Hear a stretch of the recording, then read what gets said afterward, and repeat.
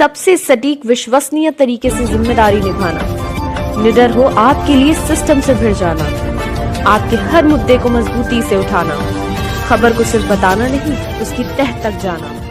आप देख रहे हैं सहारा।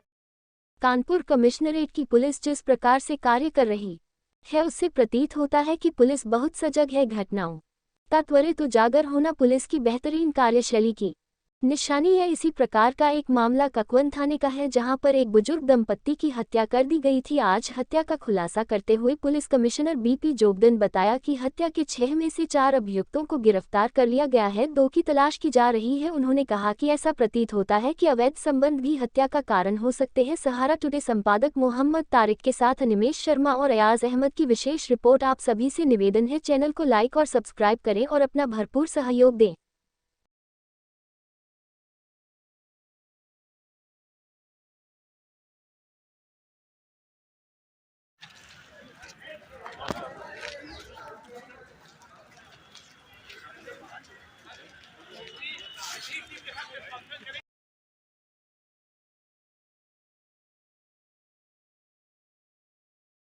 थाना ककवन क्षेत्र अंतर्गत फतेहपुर गांव में एक घर में कुछ व्यक्तियों के द्वारा एंट्री की गई और घर में रहने वाले बुजुर्ग दंपत्ति, जिनका नाम श्री छम्मी लाल और उनकी पत्नी श्रीमती इमरती देवी थे, उनको उनकी हत्या कर दी गई और घर में मौजूद उनकी पुत्रवधू और उसके 2 छोटे बच्चों को डरा धमकाकर घर में नकदी और जो भी आभूषण थे उनको लूट ले गए।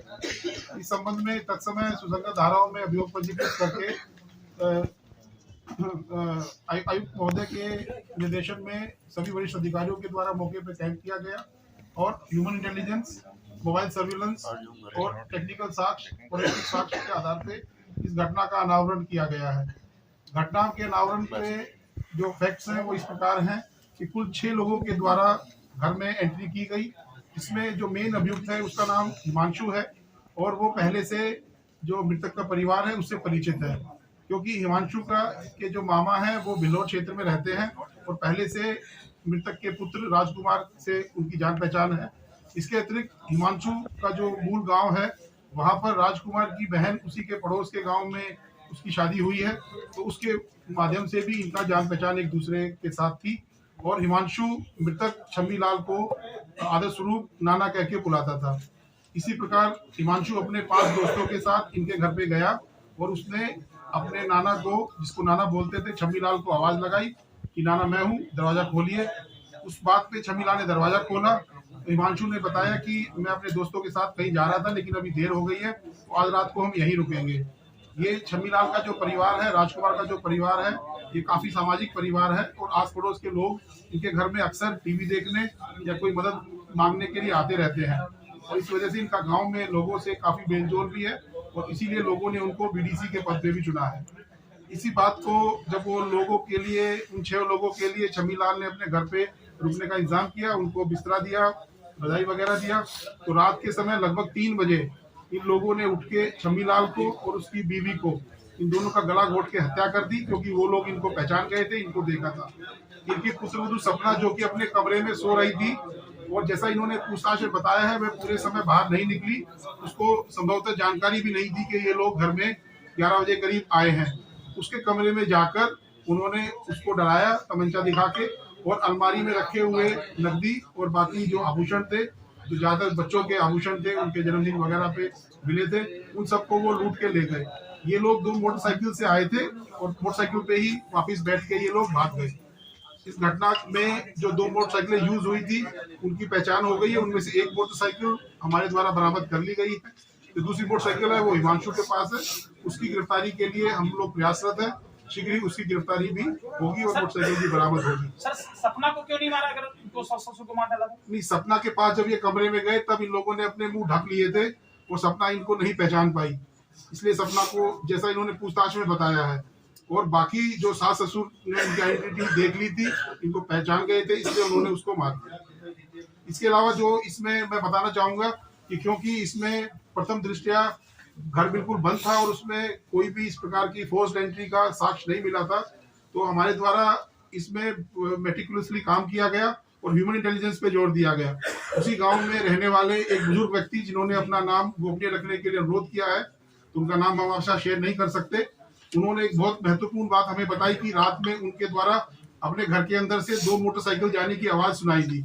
उस मोटरसाइकिल का लेकिन उन्होंने कुछ देखा नहीं, कुछ बता नहीं सके, लेकिन उन्होंने बताया कि 2 आवाज उनको सुनाई दी, 2 अलग अलग मोटरसाइकिल की। तो हमने उनसे रात के समय मोटरसाइकिल चला के उनसे पता किया कि किस प्रकार की मोटरसाइकिल वो रही होंगी। तो उनके द्वारा जो पहचाने की आवाज वो हमारी मोटरसाइकिलों से वो आवाज मैच करती थी। ये पहला क्लू था जो हमें मौके पे किसी आदमी से मिला था कि इस प्रकार का कोई मूवमेंट लोगों की गांव में हुई थी। इसके अलावा मौके पे हमारी फोरेंसिक टीम के द्वारा भी कुछ महत्वपूर्ण साक्ष्य प्राप्त किए गए थे, और जब आप अभियुक्तों को गिरफ्तार किया गया है तो उसको मैच करने के लिए उन सबको हम फोरेंसिक लैब में भेज रहे हैं। ऐसा आपको पॉसिबल लगता है कि मोहल्ले के लोगों ने सुना, 6 लोग अंदर गए, वहां रहे, उन्होंने डबल मर्डर एग्जीक्यूट किया? मोहल्ले के लोगों से भी पूछताछ नहीं, सपना का ना इन्वॉल्व होना। मोहल्ले के लोगों से भी हमने इस बारे में जानकारी हासिल की है विवेचना के दौरान। अभी तक किसी व्यक्ति ने भी ये नहीं बताया कि उसने ऐसा कोई झगड़ा होने की या कोई शोर शराबे की आवाज सुनाई। नहीं, ये नहीं, जो सपना डिनाई कर रही है अपने इन्वॉल्वमेंट का, जो सपना कर रही है, अभी भी हम लोगों ने बिल्कुल इस बात की पुष्टि नहीं की है कि सपना का बिल्कुल इसमें स्पॉट फ्री है वो। अभी जब बाकी 2 अभियुक्त पकड़े जाएंगे तो उनसे पूछताछ होगी, और लेकिन जो 4 अभियुक्त पकड़े गए हैं उनके द्वारा इसमें बताया गया है कि सपना से वो बाद में मिले। सर, इस घटना का मास्टरमाइंड कौन है? इसीलिए तो लग रहा है क्योंकि the way they executed the crime suggested कि she must have been involved. वही सब लोगों को हिमांशु ही लेके आया था। बाकी 5 लोगों से मृतक का परिवार। आपराधिक इतिहास how much Himanshu is old? Himanshu भी 20s में ही है, सभी लोगों की और सपना? 20s में ही है, और ये सब डिटेल्स आपके प्रेस नोट में दी गई है। हिमांशु और ये सब लोग औरैया के रहने वाले मूल रूप से, लेकिन वो निकलेगी गिरफ्तारी के लिए प्रयासरत है। मुझे उम्मीद है कि जल्दी might have been गिरफ्तार होंगे, और जो बाकी फैक्ट्स हैं there is a strong possibility. वो जब हमने खबर लिखी थी, ब्रेक की थी, उसी में लिखा था कि it could be a Insiders job. Himanshu पकड़ा जाएगा, इलिसिट रिलेशनशिप ही निकलेगा आखिर में। की क्षेत्र अंतर्गत एक मृत शरीर हमें एक जगह पे मिला, जिसके बाद में पहचान दीपक उर्फ पप्पू के रूप में हुई, और घटना में तत्समय सुसंगत धारा में अभियोग पंजीकृत किया गया।